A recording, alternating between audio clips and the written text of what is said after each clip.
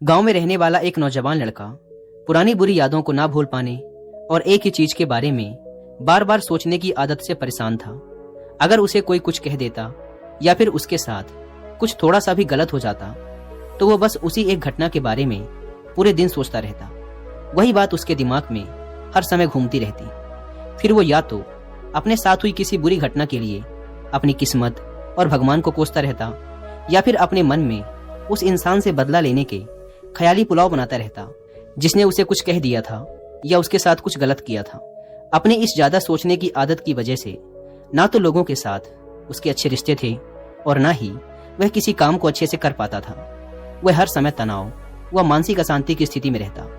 उसकी ऐसी हालत को देखकर उसके एक मित्र ने उसे सलाह दी कि यहाँ पास के ही एक बौद्ध मठ में एक जैन मास्टर रहते हैं, तुम उनके पास जाओ, वो तुम्हारी इस मानसिक समस्या का कोई न कोई समाधान अवश्य बता देंगे। वह नौजवान लड़का जैन मास्टर के पास जाता है और अपनी समस्या उन्हें बताता है कि कैसे वो एक ही घटना के बारे में बार बार सोचता रहता है और पुरानी बुरी बातों व यादों को भूल नहीं पाता। लड़के की समस्या सुनने के बाद जैन मास्टर वहां से उठकर मठ के अंदर चले जाते हैं। जैन मास्टर का बिना कुछ उत्तर दिए यूं उठकर चले जाना लड़के को कुछ अजीब सा लगता है, लेकिन वो फिर भी वहीं बैठा रहता है। थोड़ी देर बाद वह देखता है कि जैन मास्टर मिट्टी के गिलास में पानी भरकर उसकी तरफ चले आ रहे हैं। जैन मास्टर लड़के के पास आकर खड़े हो जाते हैं तो लड़का भी उनके सामने खड़ा हो जाता है। जैन मास्टर लड़के से पूछते हैं, बताओ इस गिलास का वजन कितना होगा? लड़के ने कहा, मैं एकदम सटीक तो नहीं बता सकता, लेकिन इस गिलास का वजन बहुत ही कम है। अब जैन मास्टर ने गंभीर होकर कहा, मेरा प्रश्न ये है कि अगर मैं इस गिलास को थोड़ी देर तक ऐसे ही पकड़कर खड़ा रहूं तो क्या होगा? लड़के ने कहा, कुछ भी नहीं होगा। जैन मास्टर ने फिर पूछा, अगर मैं इस गिलास को इसी तरह 1 घंटे तक पकड़ कर रखूं तो क्या होगा? आपके हाथ में दर्द होना शुरू हो जाएगा। लड़के ने कहा।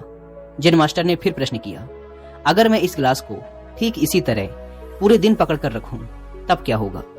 आपके हाथ में बहुत ही भयंकर दर्द होना शुरू हो जाएगा। आपका हाथ सुन्न भी हो सकता है, आपके मांसपेशियों में भारी तनाव आ सकता है और यहाँ तक कि आपके हाथ को लकवा भी मार सकता है। लड़के ने गंभीर शब्दों में कहा। जैन मास्टर ने कहा, बहुत बढ़िया, लेकिन क्या इस दौरान ग्लास का वजन बदला? लड़के ने कहा, नहीं, वजन तो नहीं बढ़ा। तब भला हाथ में दर्द और मांसपेशियों में तनाव क्यों आया? जैन मास्टर ने पूछा। बहुत समय तक पकड़े रहने के कारण, लड़के ने जवाब दिया। जैन मास्टर ने फिर प्रश्न किया, अब इस दर्द से छुटकारा पाने के लिए मैं क्या करूं? ग्लास को नीचे रख दीजिए। लड़के ने कहा। जैन मास्टर ने कहा, बिल्कुल सही, और जीवन की परेशानियां भी कुछ इसी तरह होती हैं। इन्हें कुछ देर तक अपने दिमाग में रखिए और लगेगा कि सब कुछ ठीक है। उनके बारे में ज्यादा देर तक सोचिए और आपको पीड़ा होने लग जाएगी, और इन्हें और भी देर तक अपने दिमाग में रखिए, फिर ये आपको अशांत व पागल करने लग जाएंगी और आप कुछ भी नहीं कर पाएंगे। जैन मास्टर ने लड़के की तरफ इशारा करते हुए कहा, अपने जीवन की पिछली गलतियों और घटनाओं के बारे में सोचना जरूरी है, लेकिन उससे भी ज्यादा जरूरी है उनसे सीखकर आगे बढ़ना। अगर तुम एक ही बात को पकड़कर बैठे रहते हो तो ठीक उस ग्लास की तरह यह भी तुम्हारे जीवन में दर्द पैदा कर देगा। अगर तुम आज अपने अतीत को लेकर बैठे रहते हो तो ये आज भी तुम्हारे हाथ से निकल जाएगा और फिर तुम भविष्य में इसके लिए पश्चाताप करोगे। तुम अपने अतीत के लिए जैसा इंसान बनना चाहते हो या फिर जिन गलतियों के लिए पश्चाताप कर रहे हो, तो तुम आज से ही वैसा इंसान बनने का प्रयास करो और कोशिश करो कि आज तुम वैसी गलतियां ना करो जिसके लिए तुम्हें भविष्य में पछताना पड़े। इसलिए चिंता करना बंद करो और अपने आज के कर्मों पर ध्यान दो, क्योंकि चिंता व्यक्ति को उसकी चिता तक ले जाती है। किसी गांव में एक साधु रहा करता था। वह जब भी नाचता था तभी बारिश होती थी, इसलिए गांव के लोगों को जब भी बारिश की जरूरत होती तब यह लोग उस साधु के पास जाते और उनसे अनुरोध करते कि वह नाचे, और जब वह नाचने लगते तो बारिश जरूर होती थी। कुछ दिनों बाद 4 लड़के शहर से गांव में घूमने आए। जब उन्हें यह बात पता चली कि किसी साधु के नाचने से बारिश होती है तो उन्हें यकीन नहीं हुआ। शहरी पढ़ाई लिखाई के घमंड में उन्होंने गांव वालों को चुनौती दे दी कि अगर हम भी नाचेंगे तो बारिश होगी, और अगर हमारे नाचने से बारिश नहीं हुई तो साधु के नाचने से भी बारिश नहीं होगी। अगले दिन सुबह सुबह गांव वाले उन 4 लड़कों को लेकर साधु के कुटिया के पास पहुंचे। गांव वालों ने साधु को सारी बात बताई। फिर उन लड़कों ने नाचना शुरू किया।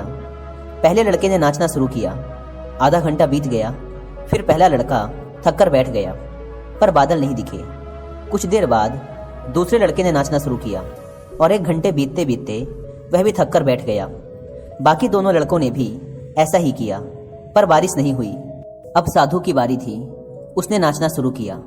1 घंटा बीत गया, पर बारिश नहीं हुई। साधु फिर भी नहीं रुका, वह नाचता ही रहा। नाचते नाचते 2 घंटे बीत गए, पर बारिश नहीं हुई। 4 घंटे बीत गए, पर बारिश नहीं हुई। लेकिन साधु तो रुकने का नाम ही नहीं ले रहा था। धीरे धीरे शाम ढलने लगी कि तभी बादलों की गड़गड़ाहट सुनाई दी और थोड़ी देर बाद जोरों की बारिश होने लगी। यह देखकर चारों लड़के दंग रह गए और तुरंत साधु से क्षमा मांगी। फिर चारों लड़कों ने साधु से पूछा, बाबा, भला ऐसा क्यों कि हमारे नाचने से बारिश नहीं हुई और आपके नाचने से बारिश हो गई? साधु ने उत्तर दिया, जब मैं नाचता हूं तो 2 बातों का ध्यान रखता हूं। पहली बात तो मैं यह सोचता हूं कि अगर मैं नाचूंगा तो बारिश को होना ही पड़ेगा, और दूसरी यह कि मैं तब तक नाचूंगा जब तक कि बारिश ना हो जाए। सफलता पाने वाले में भी यही गुण विद्यमान होता है। वे जिस काम को भी करते हैं उसमें उन्हें सफल होने का पूरा भरोसा होता है, और वह तब तक उस काम को करते हैं जब तक कि उसमें सफल ना हो जाएं। इसलिए अगर हमें सफलता हासिल करनी है तो इस साधु की तरह ही अपने लक्ष्य को प्राप्त करना होगा। पुराने चीन की एक घटना है। बहुत प्रसिद्ध है यह कहानी चीन में। पुराने चाइना में एक व्यक्ति रहता था जो संन्यास्त हो जाना चाहता था, बस खो जाना चाहता था। एक दिन वह अपने गुरु के पास गया। गुरु के सामने सन्यासी होने की इच्छा जताई। गुरु ने कहा कि तू सच में सन्यासी हो जाना चाहता है या बस सन्यासी दिखना चाहता है? उस व्यक्ति ने कहा कि जब सन्यासी ही होने आया हूं तो दिखने का क्या करूंगा, मैं तो सन्यासी ही होना चाहता हूं। तो गुरु ने कहा, ठीक है, यह अपनी आखिरी मुलाकात थी। अब तू दोबारा मेरे पास मत आना। जब जरूरत होगी तब मैं खुद तेरे पास आ जाऊंगा। इस आश्रम में 500 सन्यासी हैं। उन 500 सन्यासियों के लिए तुझे चावल कूटने का काम करना है। ऐसा कहा जाता है कि वह सन्यासी अगले 12 वर्षों तक चौखट के पीछे एक हल्के अंधेरे से कमरे में बस चावल ही कूटता रहा। 500 सन्यासी थे उस आश्रम में। वह सबके लिए चावल कूटता। सुबह से उठता, चावल कूटता रहता। रात थक जाता तो सो जाता।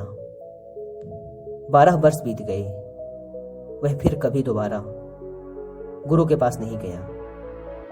उसने भरोसा कर लिया था कि जब गुरु ने कह ही दिया है कि जरूरत पड़ने पर वे खुद आ जाएंगे तो बात ही खत्म हो गई। शुरुआत में तो उसके मन में कई तरह के विचार चलते रहते, लेकिन जब पूरे दिन बस चावल ही कूटना है तो विचार करके भी क्या फायदा। धीरे धीरे उसके मन से विचार भी विदा होने लगे। वह बस सुबह उठने से लेकर रात सोने तक चावल ही कूटता रहता। जब गुरु ने कह ही दिया था कि तुझे चावल ही कूटना है तो बस सारे प्रश्न ही खत्म। गुरु ने कहा है तो सही ही कहा होगा। 12 वर्षों तक चावल कूटते कूटते उसके मन में विचार आने ही बंद हो गए। मन एकदम शांत और खाली हो गया। ना कोई विचार, ना कोई उलझन, ना कोई अड़चन। सीधा सा काम। सुबह उठता, चावल कूटता रहता, रात होती तो सो जाता। पिछले 12 वर्षों से यही उसकी दिनचर्या बन चुकी थी। विचार मुक्त होकर वह बस अपना काम करता रहता। 12 साल बीत जाने के बाद गुरु ने घोषणा की कि मेरे जाने का समय आ चुका है। जो भी व्यक्ति मेरा उत्तराधिकारी बनना चाहता हूँ वो आज रात मेरे कमरे की दीवार के बाहर 4 पंक्तियां लिख जाए, जिसमें जीवन का सत्य उजागर हो, जिसमें उसका और उसके विचारों का सत्य उजागर होता हो। लेकिन ये विचार उसके खुद के होने चाहिए, यह उसका खुद का अनुभव होना चाहिए। यह घोषणा सुन सभी शिष्य डर गए, क्योंकि गुरु को धोखा देना आसान ना था। शास्त्र तो सभी शिष्यों ने पढ़ रखे थे, लेकिन उन सभी शिष्यों में से जो सबसे बड़ा विद्वान था, उसने साहस जुटाकर गुरु के कमरे की दीवार पे उस रात 4 पंक्तियां लिख दी। उसने लिखा कि मन एक दर्पण की तरह है, जिस पर धूल जम जाती है। धूल को साफ कर दो तो धर्म उपलब्ध हो जाता है। इस धूल को साफ कर दो तो सत्य अनुभव में आ जाता है। सुबह गुरु उठा, उसने देखा तो चिल्लाया, यह किस मूर्ख ने मेरी दीवार खराब कर दी, उसे पकड़ के मेरे पास लाओ। पर वह विद्वान तो लिखकर रात ही भाग गया था। वह डरा हुआ था, क्योंकि यह पंक्तियां उसकी नहीं थी। उसने एक बड़े शास्त्र से इन पंक्तियों को चोरी किया था। इसमें उसका खुद का अनुभव ना था। शब्द अच्छे तो थे, लेकिन उनमें प्राण नहीं थे। वह जाते समय अपने आश्रम के मित्रों से कह गया था कि अगर सुबह गुरु कहें कि वाह क्या बात कही है, तो मुझे खबर कर देना। लेकिन अगर गुरु पढ़कर क्रोधित हो जाएं, तो मेरा पता मत बताना। सारा आश्रम चिंतित हुआ कि इतने सुंदर वचन तो हैं, वचनों में क्या कमी है। मन दर्पण की तरह ही तो है, जिसमें शब्दों की, विचारों की, अनुभवों की धूल जम जाती है। बस इतनी ही तो बात है। साफ कर दो दर्पण तो सत्य का प्रतिबिंब फिर बन जाता है। लोगों ने कहा, उस सन्यासी ने बात तो बिल्कुल ठीक ही लिखी है, लेकिन गुरु जरा जरूरत से ज्यादा ही कठोर हैं। और अब देखते हैं कि इससे ऊंची बात गुरु कहां से लेकर आएंगे। ऐसी ही बातें पूरे आश्रम में चल रही थी। पूरा आश्रम गर्म था इस एक बात को लेकर। ऐसे ही 4 सन्यासी ये बात करते हुए उस चावल कूटने वाले के पास से जा रहे थे। उसने भी उन चारों की बात सुनी। उनकी बात सुनकर वह हंसने लगा। उनमें से एक ने कहा, तुम हंस रहे हो, बात क्या है? उसने कहा, गुरु ठीक ही तो कह रहे हैं, किस नासमझ ने यह लिखा। यह सुन वह चारों सन्यासी चौंके और फिर बोले, तू पिछले 12 वर्षों से चावल ही कूट रहा है और हम शास्त्रों पर सर पटक पटक कर मर गए, तो अब तू बताएगा कि क्या सही है और क्या गलत। उनमें से एक ने कहा, तो क्या तू लिख सकता है इससे बेहतर कोई वचन? उसने कहा, पिछले 12 वर्षों से चावल कूटते कूटते लिखना तो मैं भूल ही गया हूं, लेकिन बोल सकता हूं अगर कोई लिख दे तो। लेकिन एक बात याद रहे, उत्तराधिकारी बनने की मेरी कोई इच्छा नहीं है। अगर इस लिखने की वजह से मुझे उत्तराधिकारी बनना पड़े तो मैंने कान पकड़े, मुझे लिखवाना भी नहीं है। फिर उन चारों ने कहा, अरे तू बोल, हम लिख देते हैं। उसने लिखवाया। कहा, लिख दो जाकर। कैसा दर्पण कैसी धूल, ना कोई दर्पण ना कोई धूल, जो इसे जान लेता है धर्म को उपलब्ध हो जाता है, सत्य को उपलब्ध हो जाता है। आधी रात को गुरु उस चावल कूटने वाले के पास आए और कहा, अब तू यहां से भाग जा, वरना ये 500 तुझे मार डालेंगे। ये मेरा चोगा ले, तू मेरा उत्तराधिकारी बनना चाहे या ना बनना चाहे, इससे कोई फर्क नहीं पड़ता। तू मेरा उत्तराधिकारी है, मैंने तुझे ही अपना उत्तराधिकारी मान लिया। लेकिन अब तू इस आश्रम से भाग जा, क्योंकि ये तुझे जीने ना देंगे। ये सब बर्दाश्त नहीं कर पाएंगे कि एक चावल कूटने वाला सत्य को उपलब्ध हो गया, आत्मज्ञान को उपलब्ध हो गया, और ये शास्त्रों पर सर पीटते रह गए। इसलिए तू यहां से चला जा। यह कहानी यहीं समाप्त होती है। विचार शून्यता के संदर्भ में एक बार गौतम बुद्ध ने भी अपने एक शिष्य मौलिकपुत्र से कहा था कि जिस दिन तुम्हारे दिमाग में विचार उठने बंद हो जाएंगे, उस दिन तुम सत्य का अनुभव करोगे, तुम खुद को, इस ब्रह्मांड को समझ पाओगे, और यही बुद्धत्व प्राप्ति का पहला कदम है। दोस्तों, अगर आप भी अपने विचार और माइंड को समझने की ओर पहला कदम बढ़ाना चाहते हैं, तो मैं आपको 3 बुक्स रिकमेंड करूंगा जिन्हें आपको जरूर पढ़ना चाहिए। जिसमें पहली बुक है बुद्धास ब्रेन, दूसरी बुक है the monk who sold his Ferrari, और तीसरी बुक है ब्रेन रूल्स। लेकिन यदि आपके पास इन बुक्स को बैठकर पढ़ने का टाइम नहीं है, तो आप इन तीनों ही बुक्स की बुक समरी सुन सकते हैं कुकू एफएम ऐप पर। कुकू एफएम इंडिया का लीडिंग ऑडियो बुक प्लेटफॉर्म है, जहां पर आप अपने पसंद के किसी भी बुक की ऑडियो बुक सुन सकते हैं, वो भी इंडिया की किसी भी लैंग्वेज में। ऑडियो बुक सुनने का सबसे बड़ा फायदा ये है कि आपको बुक्स पढ़ने के लिए अलग से टाइम नहीं निकालना पड़ता।